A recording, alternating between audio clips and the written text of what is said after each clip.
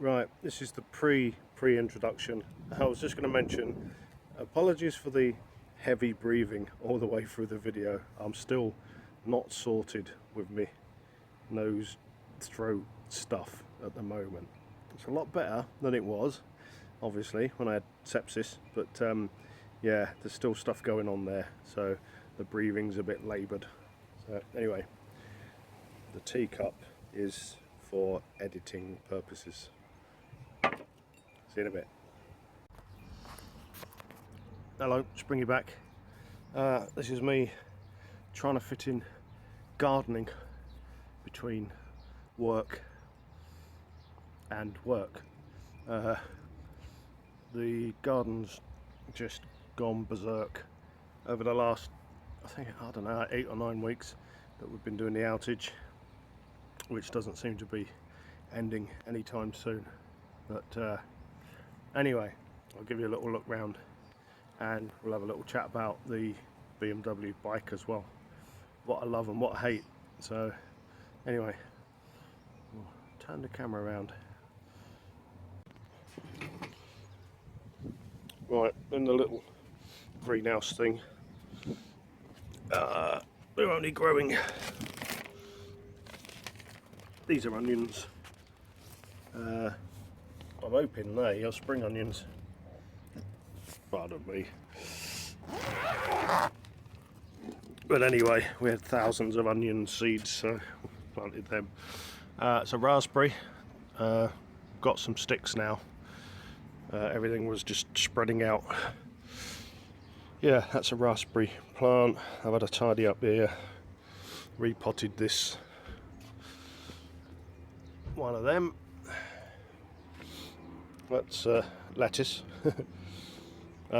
Tomatoes. I've got some sticks on the tomatoes because they were just spreading all over. Right, I have been, is it light enough? I've been cutting the hedge, the hazel, which grows so fast. God, cat's attacking me now. Anyway, yeah, so I've been cutting the hedge and trying to hoover up all the debris with my mower. Let's go this way.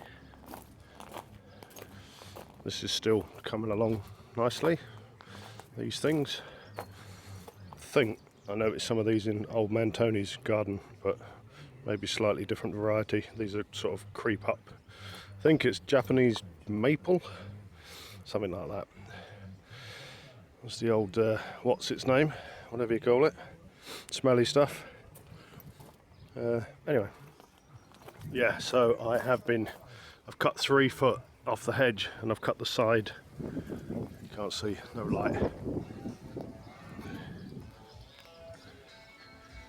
Don't know if you can actually see anything, it looks really dark on the camera. So yeah, I've been mowing up all the debris from this, and over the other side in the bowling green I've had my mower over there. I hope this is coming out, it looks really dark. I forgot to cut that one. This one needs trimming down. Christmas trees are going berserk. Need to get that one planted, but yeah, these are going mad.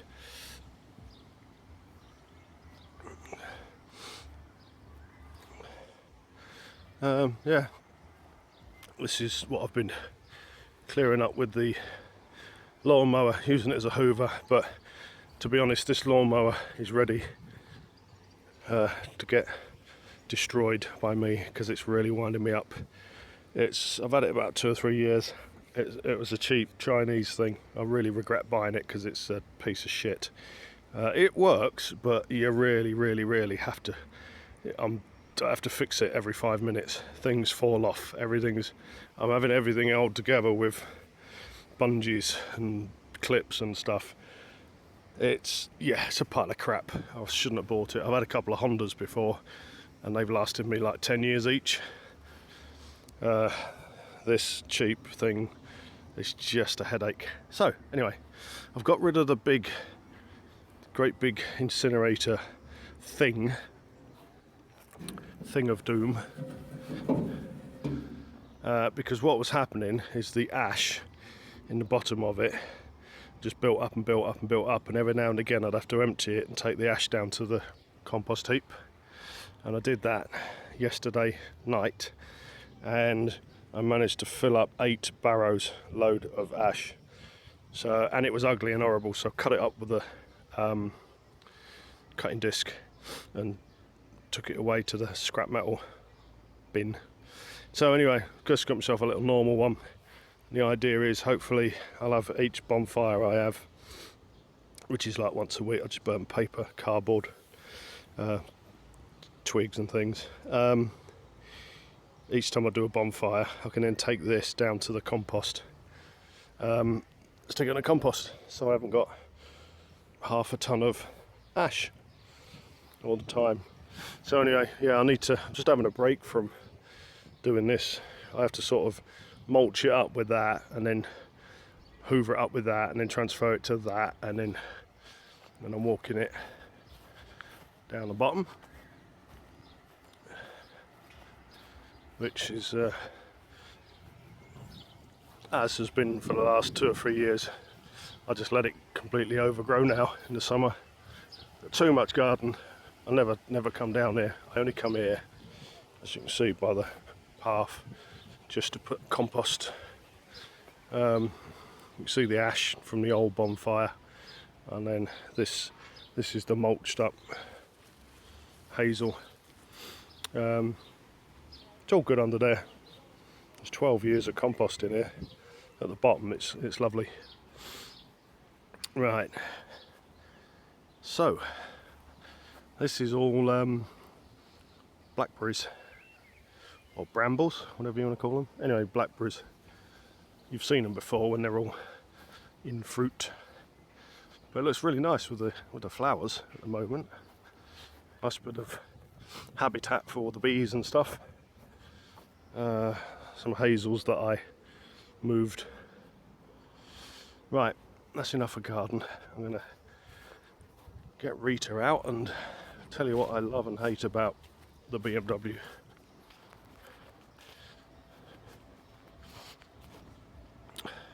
Some weird reason I had the urge to do a hub nut then. One of them. You have to watch hub nut to find out what that means. Right, let's get the bike out. Okay, Rita, before we take it out. Right, one of the things I love about it is my chargers. Normally I have to put a tail on the battery, like a tail with a, there's some in the drawer. Anyway, you know the site, there's a tail sticking out the side of the bike. Now the battery in this is buried. What do I hate about this? The battery's buried. You have to take the left hand side panel off and the tank off to get to the battery. Fortunately, Colin put a new battery in for me, but to keep it in good condition, obviously we need the oxidizer, whatever you want to call it. Fortunately, let's just turn that off. On the BMW, there are 2 electrical outlets, and I managed to buy, if you can see them, I managed to buy this from Amazon. It's like a small version of a cigarette lighter, and on the other end is the old style one of them plugs. So brilliant. I didn't have to dig the battery out. So I hate the fact that the battery's buried in there, but I love the fact that you can just plug in straight through the electrical accessory outlets. I tested them both first to make sure they had 12 volts, which they did. Okay, right, next. I hate the fact that it's 280 kilos.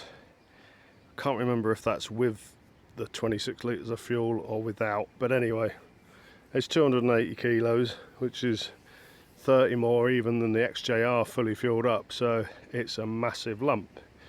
But what I do love about it is all of that weight is low down, so it's not a problem at all. It doesn't feel any heavier than the my 1000 V-Strom. In fact, we'll come on to that. Okay, well, for such a massive bike, huge, great big lump, the handling is absolutely phenomenal for the size of the bike. She ain't no R1, but the handling is just, compared to the V-Strom, I've got to say, this thing is so sure-footed. Probably because it weighs so bloody much. Yeah, very, very, very. What's the word for it? Not flickable. You can do anything you like with confidence, as long as you're rolling. As soon as you're rolling, the weight disappears. But yeah, it's agile. I can't believe it's a thing this big is so agile when you're above town speeds. So that I love about it. Tyres, I've managed to get them scrubbed in, not all the way to the edge, because I don't think you want to do that on this. The panniers had probably touched down, or the cylinder heads, before you got to the edge of the tyre. Yeah, tyres. I didn't actually know anything about these tyres. I just said put some tyres on. These are Continental Road Attack 2, and I've watched some YouTube reviews on them.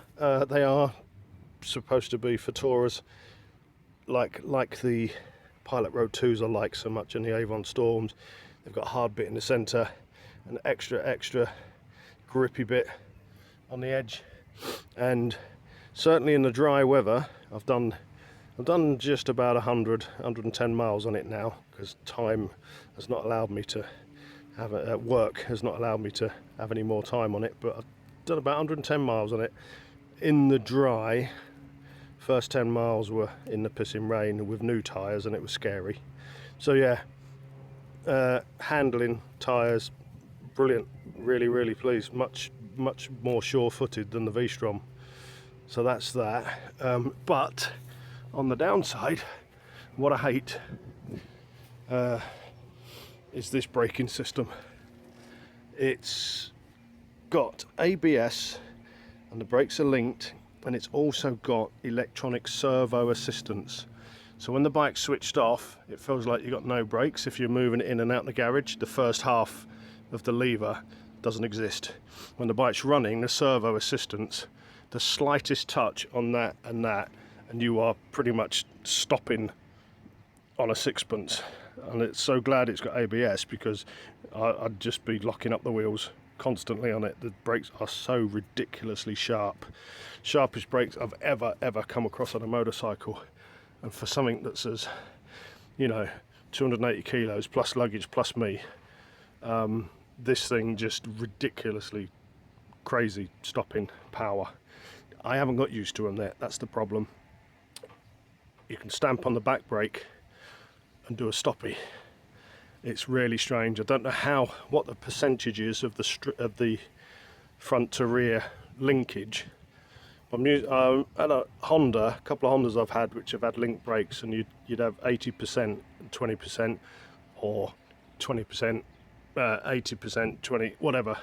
This just feels like full brake power, whichever lever you're using. Just need to get used to it. It stops so ridiculously quick. They just feel like the brakes are too powerful, if that's even a thing. I'm sure I'll get used to them. So I hate that, but no doubt in the future, when I get used to it, I will love it. But they're just bloody frightening. Right, what's next? Okay, this screen.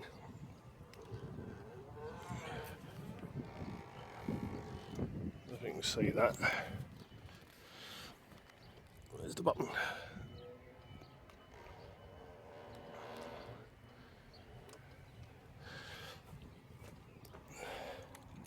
Right, I absolutely love this screen because if you're in town and it's a hot day, you wind the screen down on the electronic button and you get cool, lovely air sort of hitting you in the face and chest.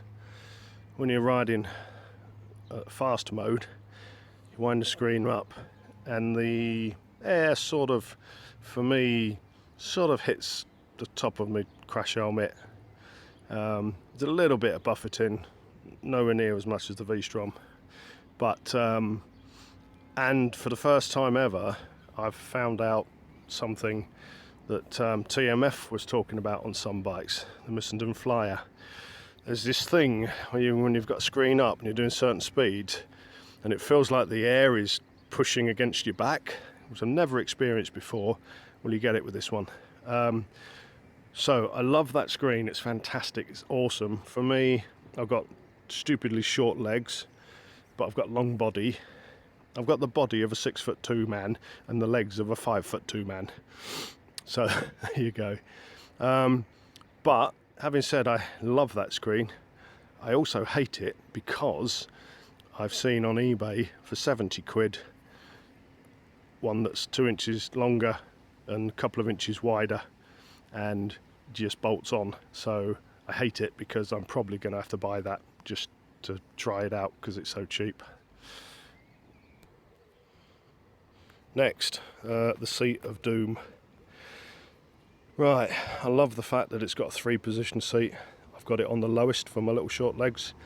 I can touch the ground, flat feet, perfect, no worries at all. It's absolutely amazing for the size of bike. It feels so secure having your feet flat on the ground.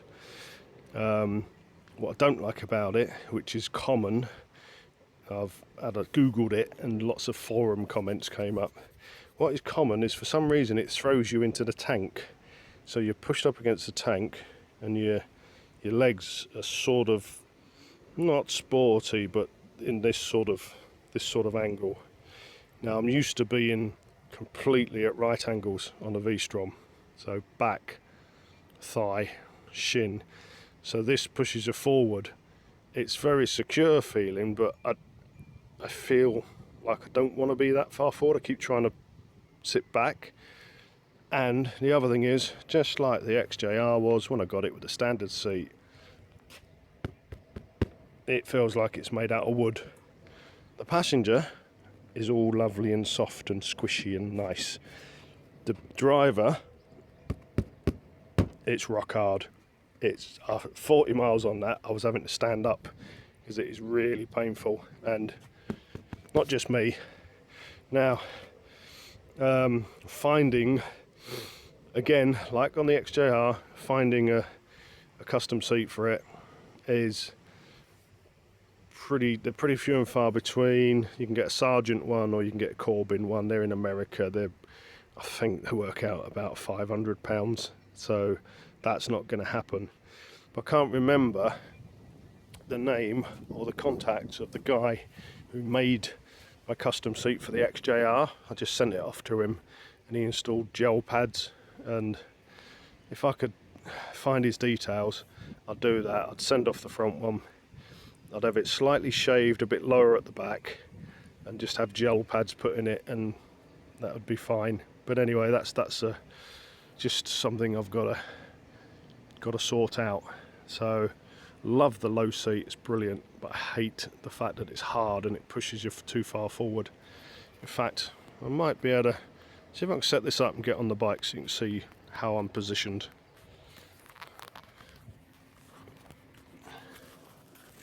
So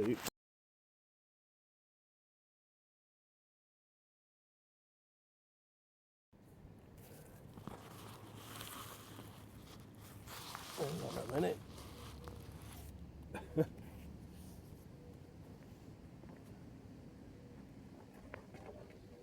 There you go.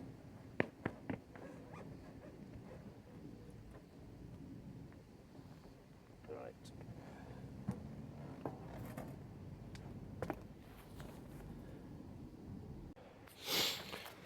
Okie dokie. Love the shaft drive. I've had a couple of shaft drive bikes before. That's just a no-brainer for me. nothing to hate about it, just love the shaft drive. Now, exhaust. That's another quandary. Let's crawl around. I love the fact that it's completely silent. You just can't hear the bike. It is absolutely noiseless. But when you're riding it, you can't hear the exhaust. It's noiseless. So I love the fact that it's silent, and I hate the fact that it's silent because there's no feedback from the bike about the speed, apart from looking at the speedometer and looking at the gear shift indicator. You've got no feedback. It feels very sort of remote. I'm used to having a bit of noise from an exhaust. So now this exhaust is about the size of Venezuela. That's all exhaust under there. Easy fix, 150, 200 quid. Delcovic exhaust, bolt straight on. There's about 12 different styles: oval ones, round ones, triangular ones, short ones, long ones, medium ones. I'm looking at a shortish one, 350mm, because it comes to about the same position as that silencer as the stock one. I'm looking at round. I don't want something that doesn't look stock on this. Obviously you can run it with or without silencer, with or without baffle. I would run it, I'm guessing, with baffle. When I change my exhaust on bikes, I normally run them with the baffles because I like the deeper tone, the change from the stock tone, but I'm not into the stupidly loud baffleless sound. So anyway, that's probably going to happen. Whether I can... Tracy already likes the fact that she can't hear it pulling up outside the house and shaking the house like the V-Strom used to. So I might have to just get that and fit it and see if she notices. So anyway, so that's that. Right, suspension, I really can't tell you a lot about it because I don't understand it yet. It's paralever and telelever. I haven't set up any of the settings on it yet. I've got to go through. It feels alright. It feels quite alien again, like the brakes. It feels very different, but I've got one fork seal leaking, so I can't really judge the suspension until I fix the fork seal.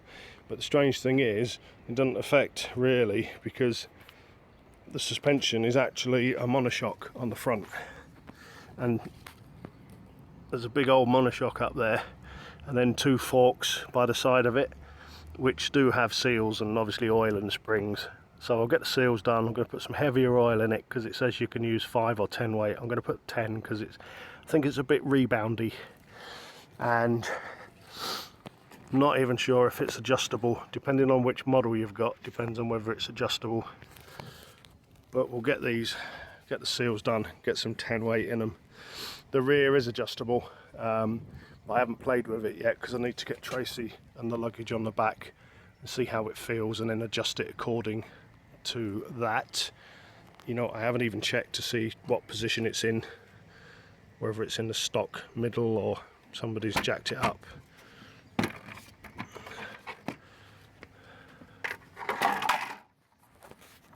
Can't see it. That's the preload. There's supposed to be a mark on here for the standard setting. Anyway, that's for another video. Don't know what it lined. That's obviously the middle, but I don't know what it lines up with.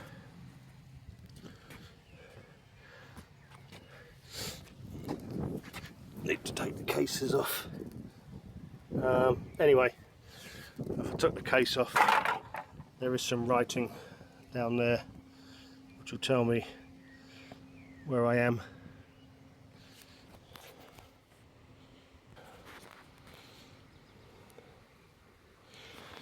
Right, well I love the fact that it's fuel injected like my V-Strom was, but I hate the fact that it doesn't sort out its own idle.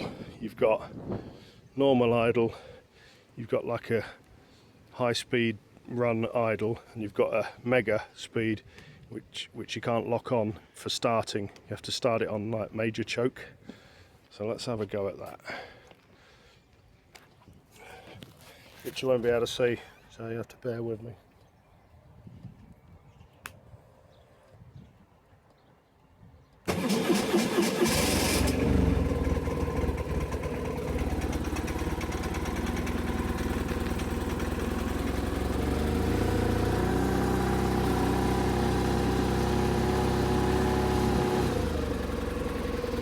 Right, I'm not sure how long you're supposed to hold that on. I should read the manual really, but at the moment it's on, that's fast idle, that's very fast idle. I don't know, I tend to just start it on that and just for 10 seconds or so, and then put it on that which is fast idle.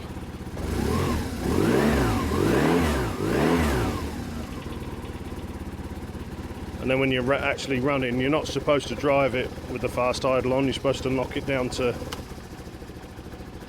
slow idle, which because it's not warm is too slow. There, I've stalled it. Yeah, there you go, that's choke full idle. Right, that's fast idle while she's warming up. And then when you're moving, knock it down and it will sit about 1,000 whatever revs. But yeah, I love the fact that it's got injection. I hate the fact that it's got all that cobblers, which is no big deal. It's just like using a choke cable, but the V-Strom just did it all itself.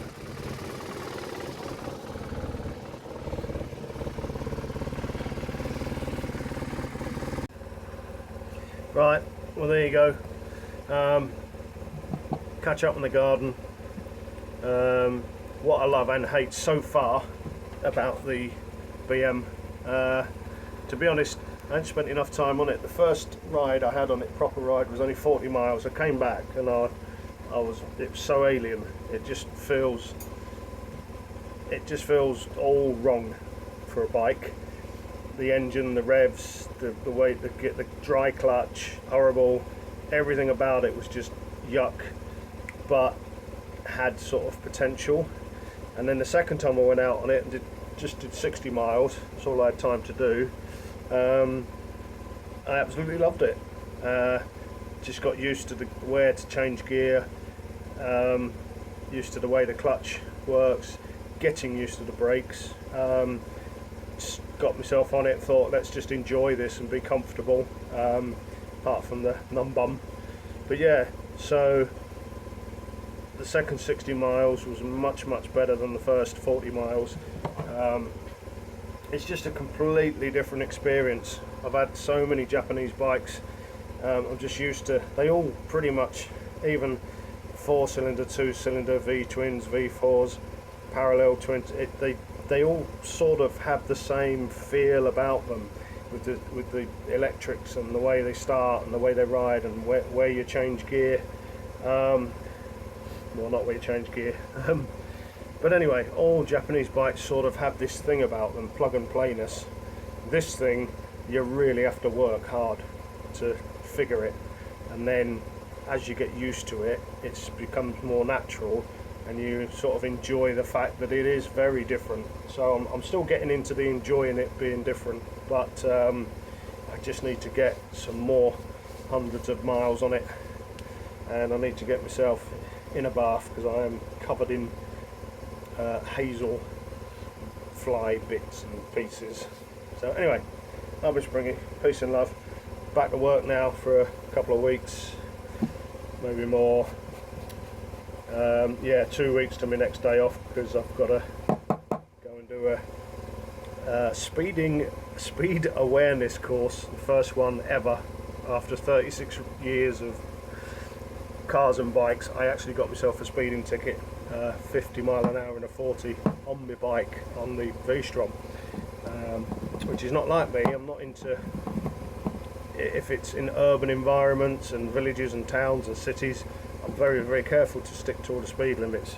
I do cane it on the back roads and the non-speed camera roads and that. I'll give it a bit of go, but I never speed in 30s, 40s and 50s and urban 60s, but I obviously do because I was doing 50 and a 40, so my own fault. So I'm going to do a speed awareness course, and then I've got to be good for 3 years or I get points. So anyway, peace and love. I've been Springy. Probably see you in a couple of weeks unless I do any more little catch-ups. See you later.